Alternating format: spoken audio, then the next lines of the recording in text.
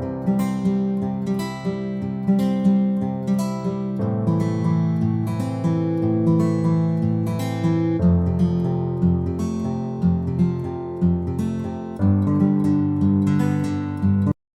Bu, sehat Bu. Oke Bu, hari ini saya ada tugas yaitu mewawancarai kepala sekolah mengenai dilema etika dan bujukan moral.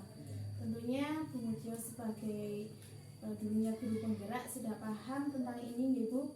Langsung saja nggih Bu ya.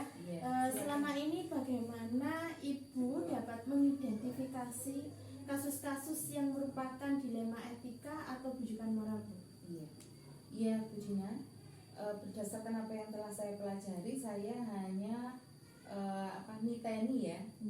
Itu kalau dilema etika benar versus benar, kalau bujukan moral benar versus salah, begitu.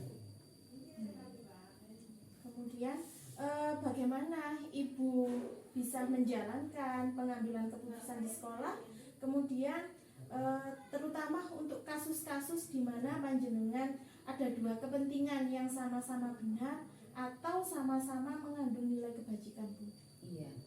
Untuk pengambilan keputusan yang arahnya kepada dilema etika, saya yang pertama adalah membuat skala prioritas Bu.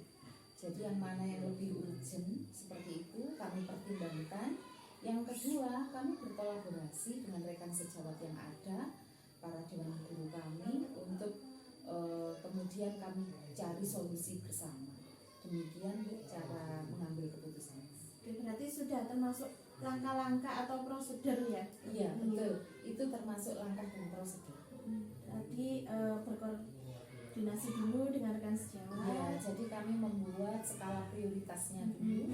Pertimbangannya ini yang lebih urgent yang mana. Kemudian kami berkoordinasi dengan rekan sejawat. Baik Bu. Kemudian hal apa saja yang selama ini jenengan anggap efektif dalam pengambilan keputusan pada kasus-kasus dilema etika? Hal yang saya anggap efektif sama Bu, seperti itu, sama dengan prosedur itu, saya pikir itu yang paling efektif. Yang pertama membuat skala prioritas, kemudian berkoordinasi dengan rekan sejawat. Itu yang paling efektif. Karena kalau tidak dibuat skala prioritas, benar versus benar itu seringkali terasa membingungkan. Kemudian kalau kita tidak melibatkan rekan sejawat, takutnya atau khawatirnya itu kurang efektifnya adalah rekan sejawat sudah punya kepentingan yang lain, tanggung jawabnya lain, kita menjadi mengganggu tanggung jawab tersebut, sehingga harus benar-benar mencari solusi bersama untuk diatasi. Baik, kemudian tantangan dalam pengambilan keputusan pada kasus-kasus dilema etika pada lingkup jenengan itu yang bagaimana Bu tantangannya? Tantangannya tentang kesibukan atau tanggung jawab yang sudah diampu oleh masing-masing pendidik, oleh masing-masing guru, kepala sekolah dan guru masing-masing sudah mengampu tanggung jawabnya masing-masing, sehingga ketika ada sesuatu hal yang harus diputuskan dan itu benar versus benar, kami benar-benar harus menata. Waktu itulah yang benar-benar harus kami pertimbangkan, harus kami jaga, harus kami tata. Jadi tantangannya ada pada waktu dan kesibukan teman-teman. Apakah ada jadwal tertentu Bu dalam sebuah penyelesaian kasus dilema etika yang terjadi mungkin? Tergantung dirinya, tergantung bagaimana keputusan yang harus diambil, tantangan yang muncul seperti apa. Bisa jadi itu seketika bisa kami sikapi, karena kami juga harus mengambil keputusan dalam waktu cepat. Tetapi jika memang itu muncul tantangan yang harus kami tata dulu, ya kami berkoordinasi lebih lama, kita jadwalkan. Berarti di situ bisa saja jenengan langsung menyelesaikan di tempat ya Bu ya? Bisa jadi, tergantung situasi dan kondisi. Baik Bu. Kemudian adakah seseorang atau faktor-faktor apa yang selama ini mempermudah atau membantu Ibu dalam pengambilan keputusan dalam kasus-kasus dilema etika? Saya memang biasa berkoordinasi, berkolaborasi, dan memberdayakan aset yang ada, termasuk aset hidup adalah rekan sejawat kami. Saya bersyukur semuanya kooperatif, itu mempermudah saya dalam mengambil keputusan. Itu salah satu faktor. Termasuk juga saya biasa berkoordinasi pada atasan, sehingga di situ kami kadang-kadang juga menemukan tantangan apa sih Bu yang sering terjadi di sekolah Ibu? Tantangan yang sering terjadi jika sewaktu-waktu ada dari atasan kami atau katakanlah dari dinas itu tiba-tiba harus, contoh nih ya Bu, mengikuti webinar di jam ngajar, yang dimana itu harus diikuti oleh sebagian besar guru atau operator atau bendahara.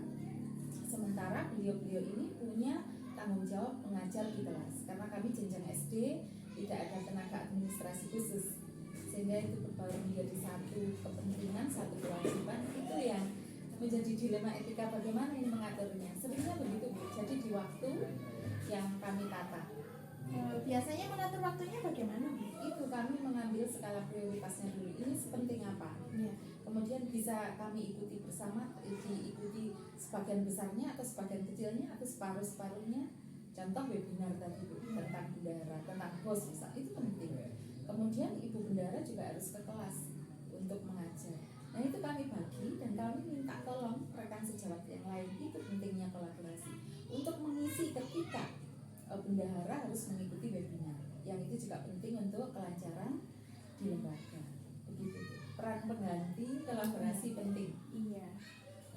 Kemudian kalau kasus-kasus dengan peserta didik, mungkin kadang kan peserta didik itu ada ya yang misalkan dia tidak bisa dalam materi pembelajaran tetapi dia unggul di satu sisi lain. Itu juga kadang dilema etika ketika kita akan kenaikan kelas ya Bu ya. Iya. Terutama seperti mau menaikkan anak atau tidak, itu menjadi dilema etika tersendiri bagi guru ya. Betul. Jadi memang kita ini berada di bawah aturan-aturan aturan yang dibuat oleh Mendiknas, Mendikbud. Kita akan kenaikan kelas ya Bu ya. Iya. Terutama seperti mau menaikkan anak atau tidak, itu menjadi dilema etika tersendiri bagi guru ya. Betul. Jadi memang kita ini berada di bawah aturan-aturan aturan yang dibuat oleh Mendiknas, Mendikbud. Nah itu juga harus kami patuhi. Kemudian itu juga harus kami bicarakan dengan para dewan guru. Dewan guru harus memahami itu, bagaimana harusnya dewan guru bisa menemukan titik terbaik dari anak itu. Jadi kalau dia lemah di matematika misalnya, tapi dia baik dalam hal komunikasi, baik dalam hal seni, ya itu yang dibawa, yang bisa membawanya naik kelas seperti itu. Jadi guru memang ada tantangan untuk menemukan titik terbaik dalam diri murid. Baik Bu, kemudian dari semua hal yang Ibu sampaikan, pembelajaran apa yang dapat Ibu petik dari pengalaman Ibu dalam mengambil sebuah keputusan dilema etika? Iya, yang pertama adalah benar-benar mempertimbangkan, benar-benar membuat skala prioritas yang paling mendesak. Ini kalau bahasa lucunya yang paling mematikan, Iya. Itu harus kita pertimbangkan dengan segala konsekuensinya tentu, karena semua keputusan ada konsekuensinya. Kemudian yang kedua, berkolaborasi, karena kita memerlukan bantuan teman lain, misalnya seperti tadi siapa yang menggantikan sementara, meskipun itu jelas kurang efektif, tetapi harus dilakukan karena ini tantangan benar versus benar yang semuanya harusnya bisa kita lakukan dengan baik. Itu Bu. Jadi nilai-nilainya itu jadi kita mempertimbangkan nilai-nilai kebajikan yang ada, kemudian berpihak pada peserta didik, Betul. kemudian tidak ada yang dirugikan juga gitu ya. Betul. Baik, terima kasih Bu atas waktu yang telah diberikan. Sama-sama Bu Dina. Gak podo persis kan?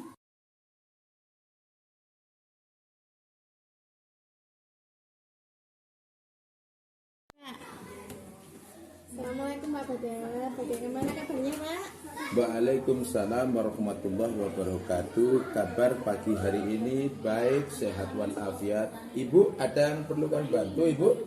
Iya Pak, begini saya ada sedikit ingin mewawancarai Pak Badar terkait dilema etika dan juga Ya, tentunya kita sebagai guru dan kepala sekolah pastinya kita sudah tahu ya Pak Badar ya, Ya. dilema etika yang ada di lingkungan sekolah dan juga rujukan moral yang ada di sekolah. Kemudian pertanyaannya begini Pak, bagaimana Pak Badar dapat mengidentifikasi kasus-kasus yang merupakan dilema etika atau rujukan moral. Bagaimana? Begitu. Dilema etika itu benar, justru memang betul-betul benar ini. Iya. Benar, betul benar. Jadi moral itu benar, tapi salah. Iya. Ya gitu, gitu. Iya, Pak. Iya, jadi sebuah Moral itu benar, tapi salah.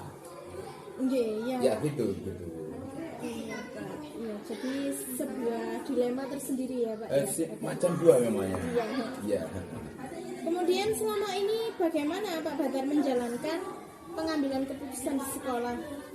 Terutama pada kasus-kasus di mana ada dua kepentingan yang sama-sama benar atau sama-sama mengandung nilai kebajikan. Oh gitu.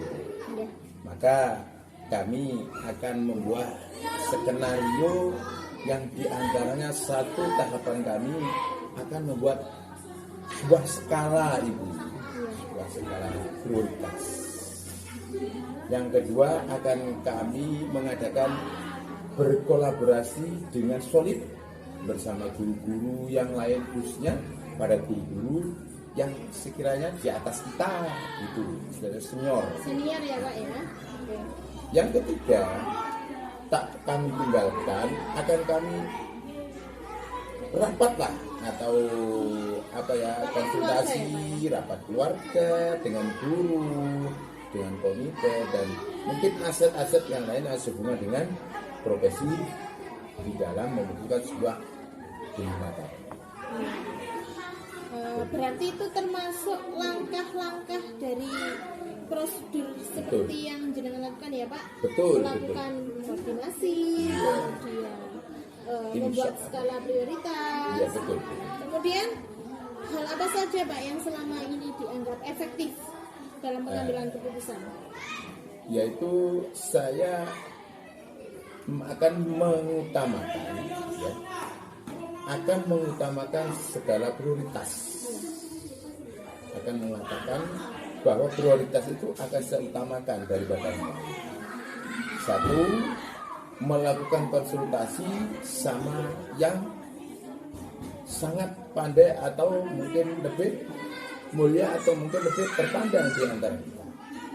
Itu nanti akan mendapatkan solusi apa yang kita inginkan itu tadi, Ibu Dina. Iya. Mungkin begitu. Oh, jadi ya Pak ya. Ya, insya Allah. Dianggap efektif itu jika semuanya tahu. Harus begitu. keterbukaan Ibu. Iya betul. Kemudian bisa konsekuensinya itu bisa dipertanggungjawabkan juga ya Pak ya. Bisa dipertanggungjawabkan yang menjadi apa itu kenyataan. Nah, bisa dinyatakan dan bisa dilihat oleh kita bersama. Kemudian hal apa saja Pak yang selama ini menjadi tantangan dalam pengambilan keputusan? Tantangannya apa? Kadang banyak pendapat ya Pak ya. Oh betul. Betul. Banyak pendapat, kadang banyak sanggahan. Iya. Dari argumentasi yang sudah benar karena banyak sanggahan, akhirnya kita nggak mantap. Tapi kalau sudah itu yang benar, maka akan tetap menjadi keputusan. Kemudian apakah selama ini ada jadwal tertentu Pak untuk mengambil keputusan? Tidak ya Pak ya? Untuk mengambil keputusan, kami sebagai orang yang harus gentleman lah gitu. Itu saya harus memutuskan ketika satu pertemuan itu harus saya putuskan dengan komitmen yang bisa dipertanggungjawabkan. Jadi tergantung kondisi dan situasi ya Pak ya. Kondisi situasi masalah itu yang sekiranya saya putuskan ketika itu tidak akan berbelit-belit di belakang ada masalah. Berarti Pak Badar itu bisa saja menyelesaikan langsung di tempat itu. Bisa saja sebentar ya. Pokoknya intinya tergantung situasi dan kondisi ya Pak ya. Betul. Kemudian adakah seseorang Pak atau faktor-faktor apa yang selama ini mempermudah atau membantu Anda? Membantu saya dalam faktor apa maksudnya? Dalam mengambil keputusan tadi, siapa saja yang terlibat Pak? Yang terlibat diantaranya ya kita. Warga sekolah ya? Pada warga sekolah khususnya kita. Guru ya Pak ya. Guru, komite, wali murid, kadang-kadang siswa. Iya betul. Iya. Kemudian dari semua hal yang telah Pak Badar sampaikan, Ya, ya. pembelajaran apa yang dapat Bapak petik dari pengalaman Anda dalam mengambil sebuah keputusan? Di antaranya pengambilan pembelajaran atau pelajaran yang kami ambil dari keputusan tadi di antara satu, yaitu dalam pengambilan keputusan di antaranya nilai-nilai kebaikan atau kebajikan. Adanya nilai-nilai ya Pak ya. Ada nilai-nilai kebaikan dan kebajikannya, itu yang kami dapat ambil pelajaran. Yang kedua, tentang berperilaku berpihak, artinya berperilaku dan sekaligus berpihak langsung pada murid-murid yang ada itu. Khususnya murid-murid yang memang sangat-sangat bermasalah. Yang kelanjutannya paling tidak dapat orang-orang atau anak-anak itu dapat dipertanggungjawabkan dalam berpihak, artinya berperilaku dan sekaligus berpihak langsung pada murid-murid yang ada itu. Khususnya murid-murid yang memang sangat-sangat bermasalah.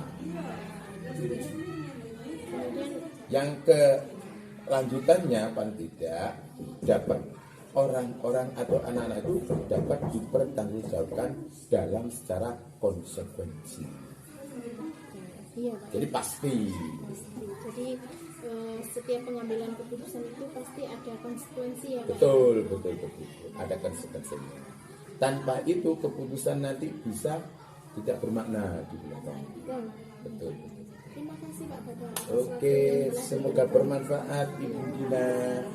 Terima kasih, sehat selalu. Wassalamualaikum warahmatullahi wabarakatuh. Waalaikumsalam warahmatullahi wabarakatuh.